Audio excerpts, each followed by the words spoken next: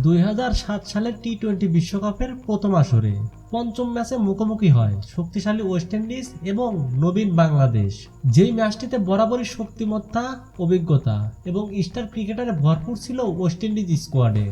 আর বাংলাদেশের কথা বলতে গেলে সবেমাত্র ক্রিকেটে হাতেখড়ি হয়েছিল বাংলাদেশি, কিন্তু তারপরেও মোহাম্মদ আশরাফুল, আফতাব আহমেদ এবং তরুণ সাকিব আল হাসানের বিধ্বংসী পারফরম্যান্সে 6 উইকেটে বিশাল জয় পায় বাংলাদেশ। তো বন্ধুরা, সেই ম্যাচটা কি শুধু একটা জয়ই ছিল নাকি অন্য কিছু, সেটাই বিস্তারিতভাবে আলোচনা করা হবে আজকের এই ভিডিওতে। 13 সেপ্টেম্বর 2007 সালে জোহানেসবার্গ ক্রিকেট স্টেডিয়ামে টসে জিতে আগে ব্যাটিং করার সিদ্ধান্ত নেয় টিম ওয়েস্ট ইন্ডিজ। ওয়েস্ট ইন্ডিজের পক্ষে ওপেনিংয়ে ব্যাটিং করতে নামে ক্রিস গেইল এবং স্মিথ, আর বাংলাদেশ দলের পক্ষে বোলিং করতে আসে তখনকার সময়ের বাংলাদেশের বাঁহাতি সেরা বোলার সৈয়দ রাসেল। বোলিংয়ে নেমেই বাংলাদেশের জন্য বিশাল বড় এক ব্রেক থ্রু এনে দেয় রাসেল, আউট করে হার্ড হিটার ক্রিস গেইলকে। এরপর ব্যাটিংয়ে আসে ওয়েস্ট ইন্ডিজের টপ অর্ডারের সেরা ব্যাটার শিবনারায়ণ চন্দরপল। স্মিথকে সাথে নিয়ে চন্দরপল বিধ্বংসীভাবে বল একের পর এক সীমানা ছাড়া করে ওয়েস্ট ইন্ডিজ।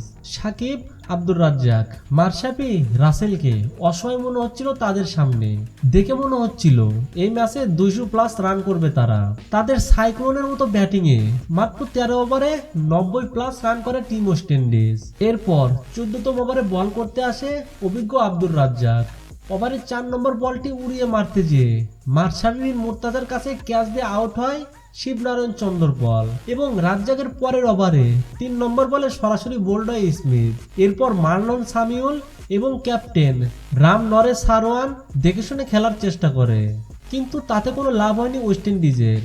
বাংলাদেশি অধিনায়ক মোহাম্মদ আশরাফুলের বলে সাকিবের কাছে ক্যাচ দিয়ে মাত্র 126 রানে আউট হয় সামিউল এবং পরের ওভারে মাত্র 5 রানের মাথায় 131 রানে আউট হয় দীনেশ রামদিন। এরপর ডোয়েন স্মিথ এবং ডিজে বাবু মিলে বাংলাদেশি বোলারদের উপর চড়াভাবে ব্যাট চালাতে থাকে।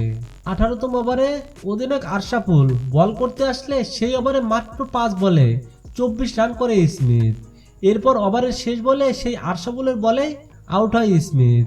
এরপর শেষ ওভারে আর তেমন কিছু করতে পারেনি টিম ওয়েস্ট ইন্ডিজ। শেষ ওভারে বল করতে আসে বর্তমানে বিশ্বসেরা অলরাউন্ডার সাকিব আল হাসান। সাকিবের বলে তেমনভাবে ব্যাটে বলে লাগাতে পারেনি ওয়েস্ট ইন্ডিজ ব্যাটারেরা। শেষ ওভারে সাকিব তুলে নেয় 3 উইকেট এবং ওয়েস্ট ইন্ডিজ করে 164 রান, যার কারণে বাংলাদেশের সামনে দাঁড়ায় 165 রানের।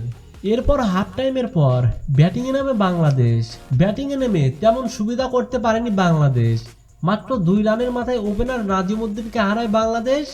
এরপর ব্যাটিংয়ে নামে বাংলাদেশের অধিনায়ক মোহাম্মদ আশরাফুল তামিম ইকবালকে সাথে নিয়ে ওয়েস্ট ইন্ডিজের বোলারদের উপর চড়াভাবে খেলতে থাকে। খুব ভালোই যাচ্ছিল তখন, কিন্তু হুট করেই 28 রানের মাথায় অনাকাঙ্ক্ষিতভাবে আউট হয় তামিম ইকবাল খান। তারপরেই শুরু হয় আসল খেলা। এর পরের গল্পটা বাংলাদেশের। ব্যাটিংয়ে নামে অভিজ্ঞ hard hitter batter Aftab Ahmed. Ashraful এবং আফতাব মিলে সেই দিন ওয়েস্ট ইন্ডিজ বোলারদের উপর যেন এক প্রকার সাইক্লোন বইয়ে দেয়। দুইজন পালাক্রমে একের পর এক বল সীমানা ছাড়া করে। তখন পুরো স্টেডিয়াম জুড়ে বাংলাদেশ ছাড়া অন্য কিছু শোনা যাচ্ছিল না। এমনকি ধারাভাষ্যকাররাও সেই দিন বাংলাদেশি ব্যাটারদের প্রশংসায় পঞ্চমুখ ছিল। এরপর হঠাৎ করেই 137 রানের মাথায় আউট হয় মোহাম্মদ আশরাফুল। আউট হওয়ার আগে 61 রানের এক দুর্দান্ত ম্যাচ জয় ইনিংস খেলে মোহাম্মদ আশরাফুল। যদিও আশরাফুলের আউটের তেমন কোনো প্রভাব পড়েনি বাংলাদেশের, ততক্ষণে জয়ের খুবই কাছে চলে গিয়েছিল তারা। অপরদিকে ক্রিজের এক পাশ আগলে রেখেছিল আফতাব আহমেদ। শেষমেশ আফতাব আহমেদ এবং সাকিবের ঝড়ো ব্যাটিংয়ে মাত্র 18 ওভারে জিতে যায় টিম বাংলাদেশ। আর ক্রিকেট বিশ্বে মাথাচাড়া দিয়ে ওঠে আরেকটি উজ্জ্বল নক্ষত্র, আর তার নাম হলো বাংলাদেশ। তো বন্ধুরা, এই ছিল আজকের ভিডিও। দেখা হবে এই চ্যানেলের নতুন আরেকটি ভিডিওতে।